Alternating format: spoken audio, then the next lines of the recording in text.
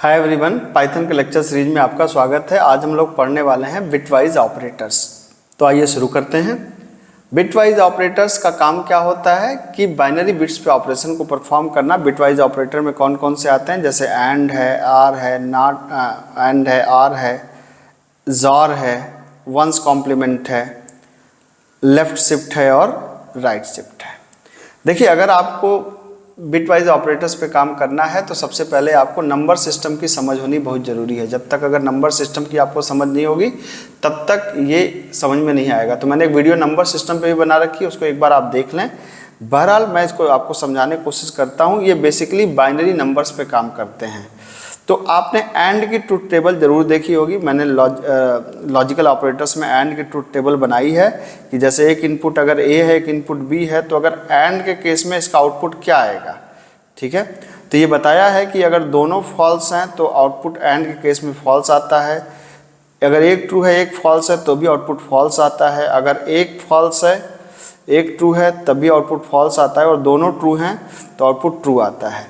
तो एंड यही काम करता है। इसका मतलब है कि मान लो अगर ए हमारे पास 12 हो और बी हमारे पास 14 हो, तो अगर मैं कहूँ 12 का मतलब आप इसको बाइनरी में कन्वर्ट करना पड़ेगा। तो बाइनरी में कन्वर्ट करने का एक शॉर्टकट होता है। कैसे?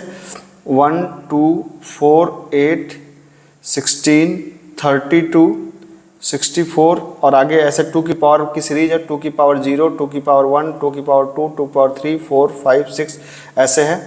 अब 12 आपको बनाना है तो सबसे बड़ा नंबर 12 में कौन इन्वॉल्व हो सकता है? 8। तो 8 के नीचे 1 लिख लीजिए।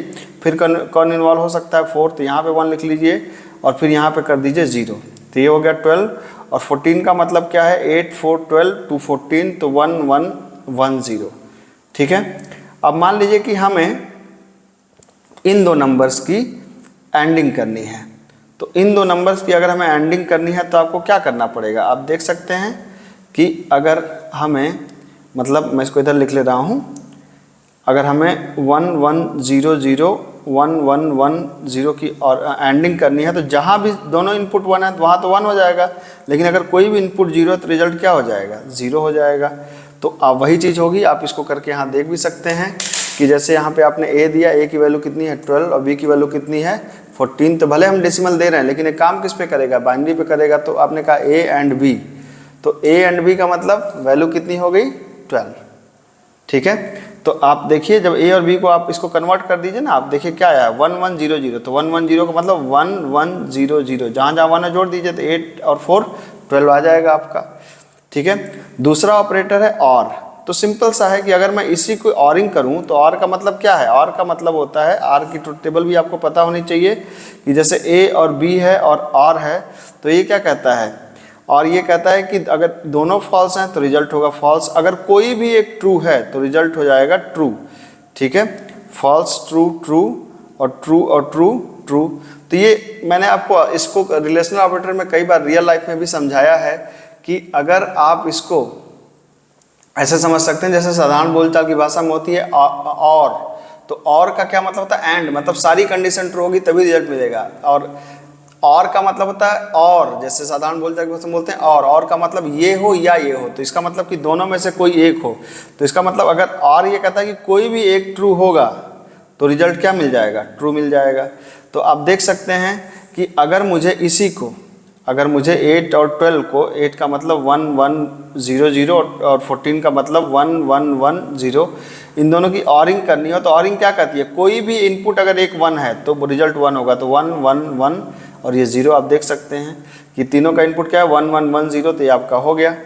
तो अब इसको अगर आप देखना चाहें तो यहाँ पे देख सकते हैं, जैसे आपने कहा ए कितना है? 12 और बी कितना है? 14। तो अब इसमें देखें तो अब अगर मैं कहूँ ए और बी, तो आप देखें कितना आया? 14 आया। आप देख सकते हैं कि ये 1 1 1 का मतलब क्या है? 1 2 4 8, तो 8 4 12 2 14 आपका ये आ गया। देखिए 14 आ गया। ठीक, अब आता है आपके पास जॉर। ठीक है, जॉर जो है, जॉर को रिप्रेजेंट करते हैं इस तरीके से। जॉर ये कहता है कि दो इनपुट अगर ए और बी हैं तो जॉर के केस में आउटपुट क्या आता है? जॉर कहता है कि जब दोनों इनपुट सेम होंगे, दोनों इनपुट अगर सेम होंगे तो आउटपुट होगा फॉल्स। ठीक है, अगर दोनों इनपुट में कोई भी ये डिस्टिंक्ट इनपुट है तब आउटपुट ट्रू होगा, मतलब ट्रू फॉल्स हो या फॉल्स ट्रू हो तो ट्रू होगा, और अगर दोनों इनपुट सेम है तो आउटपुट क्या होगा, फॉल्स होगा। ठीक है, तो इसका मतलब है कि अगर मैं कहूँ कि अगर A 12 है और B 14 है, तो अब तक तो आपको याद हो गया होगा 12 का मतलब है 1 1 0 0 और 14 का मतलब है 1 1 1 0। तो अगर मैं कहूँ कि अब इसका अगर मैं जॉर करना चाहूँ, मतलब मैं इनके बीच का जॉर निकालूँ, तो जॉर कैसे आएगा, जब सेम इनपुट है तो आउटपुट फॉल्स 0, डिस्टिंक्ट इनपुट है तो 1 1 1 पे है, सेम इनपुट है तो 0 0। तो इसका आउटपुट आप देखें तो क्या होगा, टेक्निकली 1 2 4 8 है, तो इसका मतलब इसका आउटपुट आएगा 2। तो आइए देखते हैं इसको। तो हमने कहा A 12 और B कितना है हमारे पास, B है हमारे पास 14। तो अब इन दोनों को करके देखा जाए, तो A जॉर B आपने किया तो कितना आया, 2 आया। आपने 2 निकाला था, यहाँ पे देख सकते हैं। तो आप इस तरीके से भी कर सकते हैं जॉर में। अगला ऑपरेटर है आपके पास कौन सा, वंस कॉम्प्लीमेंट। ये थोड़ा सा टिपिकल ऑपरेटर है वंस कॉम्प्लीमेंट। वंस कॉम्प्लीमेंट को आप ऐसे समझें कि ये क्या करता है कि अगर मान लीजिए आपने कहा कि मान लीजिए नंबर हमारे पास 5 है, ठीक है, तो 5 का बाइनरी निकालिए कम से कम 8 बिट में। वैसे तो 16 या 32 बिट में जाना चाहिए, लेकिन 8 बिट में अभी आप निकालें तो काम हो जाएगा। तो बाइनरी निकालने के लिए तरीका क्या बताया, 1 2 4 8 16 32। ठीक है, तो आप अगर 5 का बाइनरी निकालना हो तो ये देखिए ये कितने बिट है, गिन लीजिए 1 2 3 4 5 6 7।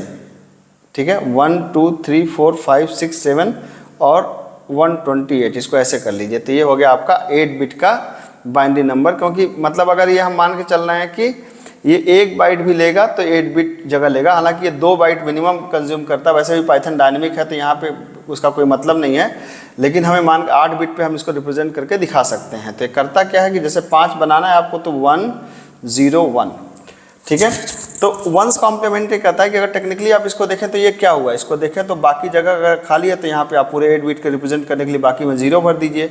अब 0 भरने के बाद ये कहता है कि अगर वंस कॉम्प्लीमेंट, तो वंस कॉम्प्लीमेंट ये कहता है कि इसका उल्टा कर दीजिए। उल्टा का मतलब कि अगर n 5 का वंस कॉम्प्लीमेंट मतलब क्या है, 5 का वंस कॉम्प्लीमेंट का मतलब है कि आप इसको 5 को जहाँ पे 1 है उसको 0 कर दीजिए, 0 है वहाँ 1 कर दीजिए। ठीक है, तो इसका मतलब है कि वंस कॉम्प्लीमेंट, इसको बोलते हैं वंस कॉम्प्लीमेंट। ठीक है, तो वंस कॉम्प्लीमेंट का मतलब क्या है कि ये हो गया आपका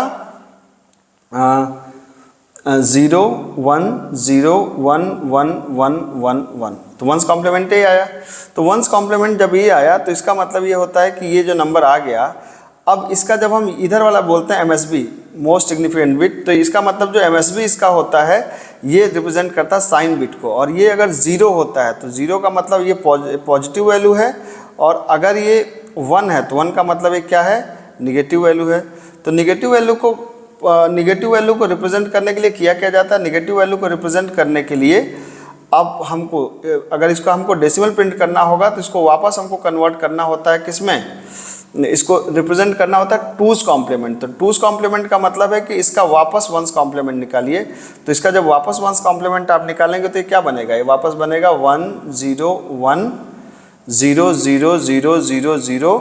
और ये तो ये आया इसका वंस कॉम्प्लीमेंट, मतलब इसका वंस कॉम्प्लीमेंट आया, ये जो निकाला था आपने। अब इसका वंस कॉम्प्लीमेंट में आप क्या कर दें, 1 को जब आप ऐड कर देंगे, जब 1 आप ऐड कर देंगे तो ये क्या हो जाएगा 1 1 0, कैरी 1 इधर हो जाएगा तो 1 0 1 1 और फिर 0 0 0 0 0। तो ये आप समझिए कि ये कितना आया, ये आया 4 + 2। तो 4 + 2 कितना है, 6 आएगा। और इधर जो साइन बिट थी, चूँकि हम इस साइन बिट को भले हम यहाँ जो भी दिखा रहे हैं, लेकिन साइन बिट का मतलब यहाँ पे साइन बिट टेक्निकली क्या रहेगी, 1 रहेगी, क्योंकि नंबर किस में है, माइनस में है। तो इसका मतलब ये माइनस को रिप्रेजेंट करता है। तो इसका आउटपुट आएगा -6। तो आप देख सकते हैं इसको कि -6 कैसे आ रहा है।